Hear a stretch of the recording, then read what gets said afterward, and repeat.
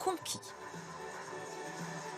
Et à l'Institut de France, toutes les originalités sont possibles. Cela dit, c'est tout de même un hommage rendu à un homme qui a un goût remarquable et qui surtout a fait beaucoup pour rendre les femmes très belles. Après la traditionnelle mariée vêtue de soie et de lamé argent, Monsieur Cardin a clos le défilé, fort bien entouré et ne faisant décidément pas ses 94 printemps. La revue de presse maintenant avec Ouest France qui titre sur la menace de l'extrême droite en Autriche. Le scrutin aura lieu dimanche et mettra face à face le candidat de la droite populiste face à son concurrent écologiste, un pays coupé en deux entre ruraux et citadins. Marianne s'intéresse à la Poutine-mania. Le président russe devient le centre du monde. C'est la revanche de Moscou. Analyse Hélène Carrère-Dancos, qui connaît bien le pays. Et puis 20 minutes évoque les Français de retour de Syrie ou d'Irak qui ont combattu aux côtés de l'organisation État islamique. Ils seraient 200 environ à avoir quitté la zone de combat pour rentrer en France. Et j'ajoute la sortie du nouvel album photo de Reporters sans frontières dont les bénéfices servent à financer des actions pour venir en aide aux journalistes victimes de répression partout dans le monde. Cette fois, RSF a choisi de s'associer avec l'agence de photo Magnum sur le thème du jazz. À propos de photos, justement, la photo du jour, à la veille de la 29e journée mondiale contre le sida, la façade du Parlement autrichien a été ornée du ruban, symbole de la lutte contre la maladie. 6000 nouveaux cas sont recensés chaque année en France. L'Afrique reste le continent le plus touché. C'est une photo de Joël Clamart de l'AFP. Vous pouvez continuer à nous suivre et à réagir sur l'actualité sur les réseaux sociaux, que ce soit Facebook ou Twitter. Tout de suite, enquête de région. Bonne fin de soirée. Merci et à demain.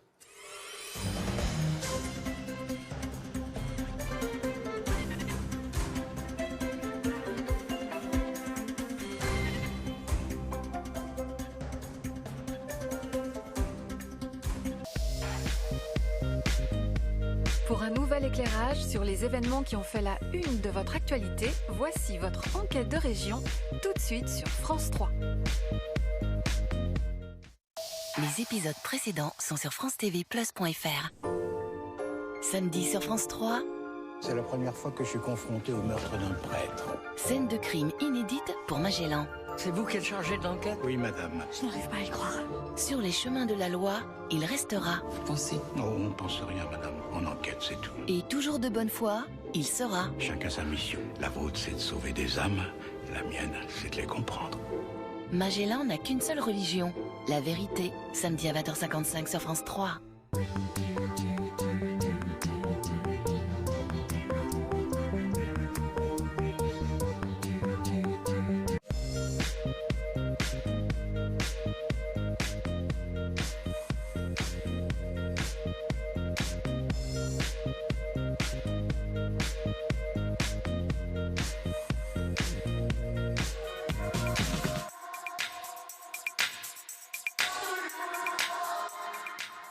Bonsoir, ravi de vous retrouver pour un nouveau numéro d'Enquête de région, l'émission qui prend le temps de vous raconter ce qui se passe tout près de chez vous. Au sommaire ce soir, nous allons suivre ces habitants de la vallée de la Roya qui ont choisi la désobéissance civile pour venir en aide aux migrants. Et puis nous trinquerons avec modération bien sûr à la santé de ces femmes passionnées par le travail de la vigne. Elles sont de plus en plus nombreuses dans notre région. Mais d'abord, donc, quel accueil réservé aux migrants? Question d'actualité quelques semaines après le démantèlement de la jungle de Calais. Dans les Alpes-Maritimes, l'urgence, c'est bien sûr la gestion de la frontière avec l'Italie, une frontière de plus en plus étanche. Du coup, les migrants sont désormais nombreux à tenter leur chance à pied, parfois au péril de leur vie. En pensant rejoindre le nord, certains se retrouvent dans un cul-de-sac, la vallée de la Roya, ce petit bout de France niché sur les hauteurs de Vintimille. Là, un réseau d'anonymes a décidé de leur venir en aide, quitte parfois à braver la loi. Certains les hébergent, d'autres les transportent ou les nourrissent. Une désobéissance civile longtemps cachée est désormais assumée au grand jour pour mettre l'État face à ses responsabilités, notamment en matière d'accueil des mineurs isolés. Avec Frédéric Serrulli et Eric Elkoubi, nous avons voulu savoir qui sont ces militants et quelles sont leurs motivations. Vous verrez qu'on est parfois loin des stéréotypes. Royal Insoumise, c'est le premier reportage d'Enquête de région. Pour eux, le voyage vers un ailleurs commence presque toujours la nuit. Fantômes errant le long des routes, ombres vagabondes. Entre Vintimille et Breil-sur-Roya, peut-être un père et son fils, qui sait. Ils n'ont pour le reste du monde ni visage, ni nom.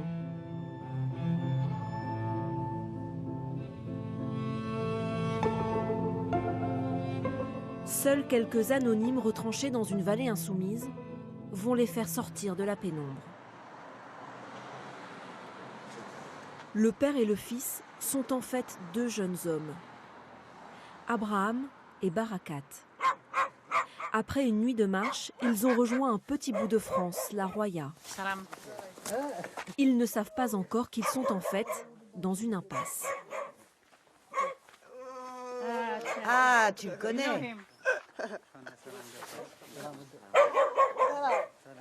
Hey, tu leur as dit de venir? Hey, tu leur as dit de venir, j'en suis sûre, non? Non. Ok.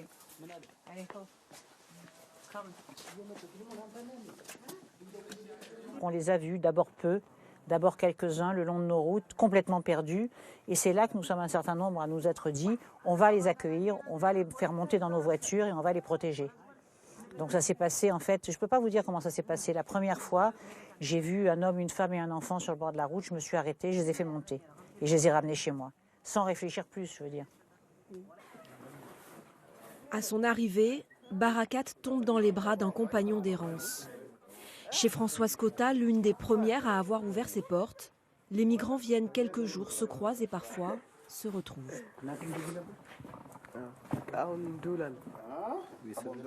Milano Ils étaient à Milan ensemble. Milano. C'est Campi. Dans le même camp. Oh. 7. 7 heures? Oui, 7 heures pour venir.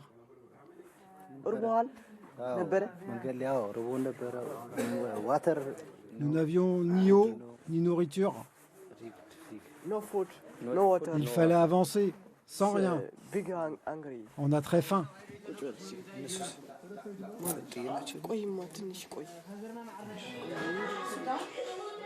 Se réchauffer, reprendre des forces. Ici, les deux garçons vont pouvoir souffler, enfin.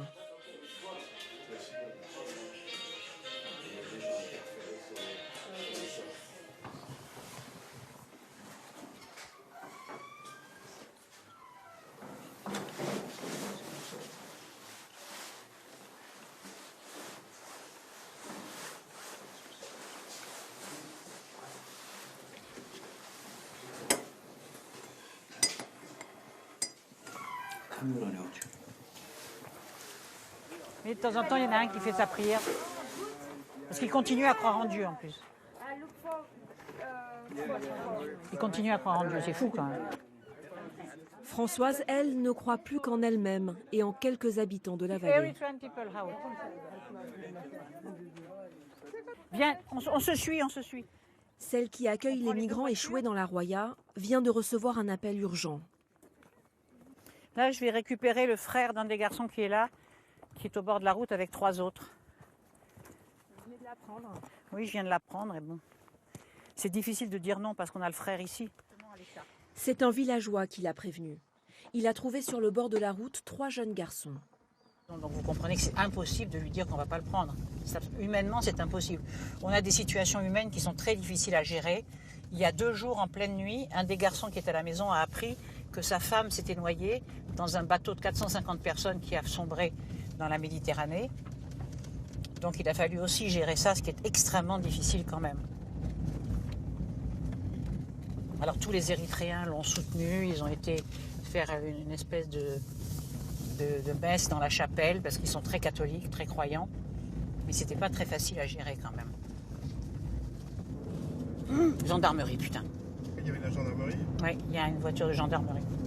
Et donc, dans ces cas-là, vous faites comment? J'en sais rien, il faut que je réfléchisse sur le chemin.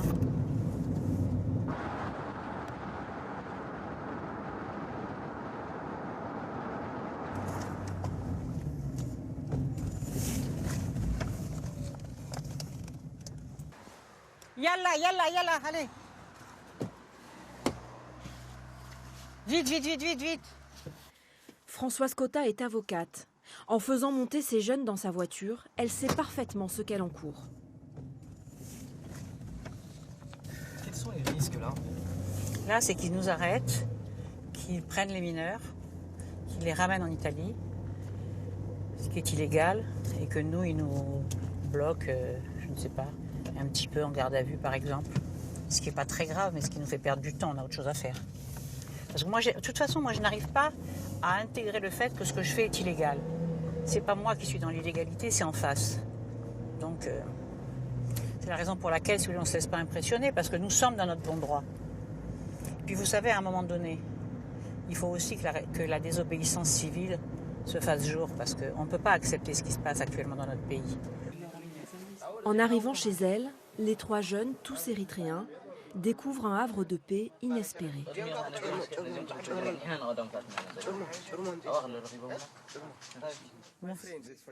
Ah, vous êtes amis. Bon. Ok. Good. Et vous êtes frères? Ok. 2 frères. You have Tu only n'as one qu'un brother, frère, hein, I hope. j'espère. Là, quelques heures, quelques jours, peut-être quelques semaines, ils vont pouvoir dormir au chaud, manger, cesser de se sentir traqués. Le répit pour eux. Les garçons, je veux vous parler. Mais pour Françoise, l'inquiétude. Je m'excuse pour la façon dont le gouvernement français vous accueille. Ne vous accueille pas, plus exactement. Je suis désolée. Ok, I'm sorry. Ce matin, quelqu'un m'a demandé d'aller sur la route pour aller chercher son frère et un ami de son frère. C'est la dernière fois que je fais ça. On ne peut pas être plus nombreux ici. C'est impossible. OK? Maintenant, s'il vous plaît, vous arrêtez d'appeler à Vintimille pour dire de venir. Stop. Si vous recommencez, tout le monde dehors. Au départ, elle n'en a accueilli que quelques-uns. En quelques jours, le bouche à oreille a fait le reste. Aujourd'hui, Françoise se sent dépassée par la situation.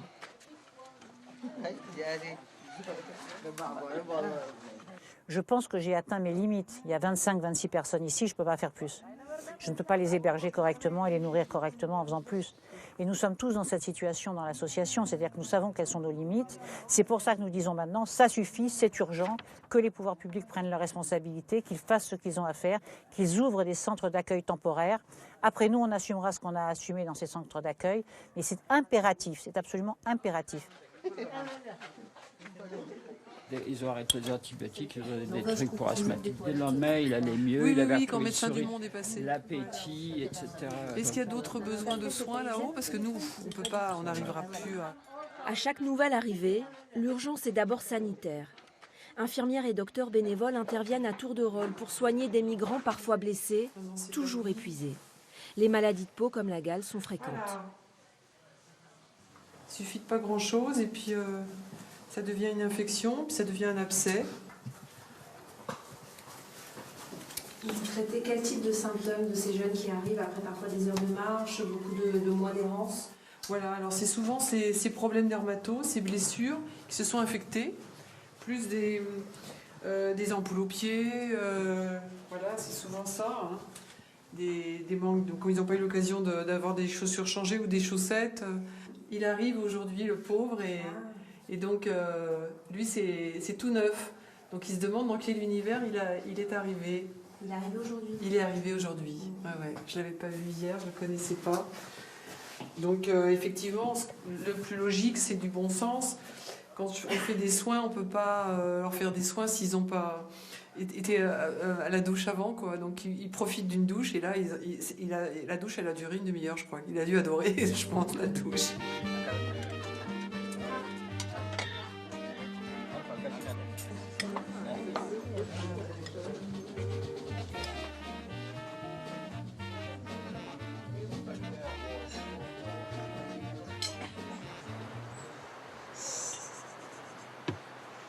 Un peu de confort dans un long chemin d'errance.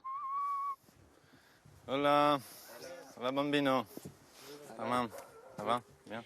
Face à cette détresse, Cédric Héroux n'a pas hésité longtemps. Quelques caravanes installées en urgence dans son jardin, il y accueille en priorité des mineurs ou de jeunes adultes. Psychologiquement, ils sont dans quel état? Perdus. On voit les copains tchadiens là, qui, au niveau des réponses, ils ne savent pas trop où ils vont, pourquoi. Même quand on leur demande de retracer leur vie, des fois il y a pas mal de trous en fait. Ils sont une espèce de no man's land et c'est assez typique ça, je trouve. Épuisés par un interminable exode, ces jeunes ont tous des parcours de vie dramatiques. Ousmane a quitté son pays, le Tchad, il y a 2 ans. Toute ma famille, ils ont perdu mon père, ma mère, tout ça. Je n'ai pas vu ma mère, ça fait 8 ans. Et mon père, dont je suis petit, il est mort. J'ai 3 sœurs là-bas. C'est là que je suis venu en Libye pour faire le travail. Le plus dur, c'est là-bas en Libye. On ne donne pas l'argent. Si tu as fait le travail même, on ne te donne pas l'argent. Ils vont te frapper seulement. Si tu as parlé, ils ont des armes. Il faut entendre chacune de ces histoires pour comprendre l'acharnement de ces jeunes à passer la frontière. On a des témoignages pour une gamine, elle arrivait là, alors elle était 15 ans, 14, 15 ans, un truc par là. Et elle arrivait ici, elle n'arrivait plus à marcher du tout. J'ai dû aller la chercher à 3 h du matin sur la route, parce qu'il y a un ami qui m'a lancé l'alerte. Et elle s'est tentée 12 fois de passer en 15 jours, les 15 derniers jours. Elle arrivait, elle avait les pieds complètement gonflés. C'est des jeunes, c'est des têtes brûlées. Hein. Au départ, Cédric Héroux allait chercher les mineurs à Vintimille pour leur faire passer la frontière. Bonjour, Michael Jackson. Arrêté une première fois, il a été remis en liberté sans qu'aucune charge ne soit retenue contre lui au nom de l'immunité humanitaire. Mais une fois son adresse connue, les migrants sont arrivés chez lui par leurs propres moyens. À la mi-octobre, il se retrouve avec près de 60 personnes dans son jardin. Là, on s'est dit qu'il faut trouver une solution très rapidement. Très rapidement. Donc j'ai appelé la mairie de Bray-sur-Roya. J'ai pas eu de réponse de leur part.